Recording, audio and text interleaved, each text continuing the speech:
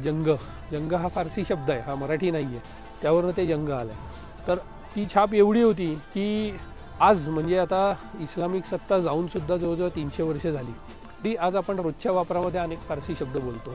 दरवाजा, कुलूप, किल्ली, मैदान, आना जिथे लागतं तिथे, अगदी फडणवीस, इनामदार, मुजुमदार ही सगळी आडनावे ही फारसी येते, मराठी नाही आहेत. यातलं कुठलंही मराठी नाही आहे. आपण रोजच्या वापरात एवढे फारसी शब्द बोलत असतो, आपल्यालाच माहिती नसतं, पण आज ते अस्खलित मराठी शब्द म्हणून आपण बोलतो. त्यामुळे तर हा जो संस्कृतीची त्यांची जी छाप होती किंवा त्या भाषेचा जो प्रभाव होता, तो प्रभाव कमी करण्याचा पहिला जो प्रयत्न कोणी केला असेल तर तो शिवाजी महाराजांनी.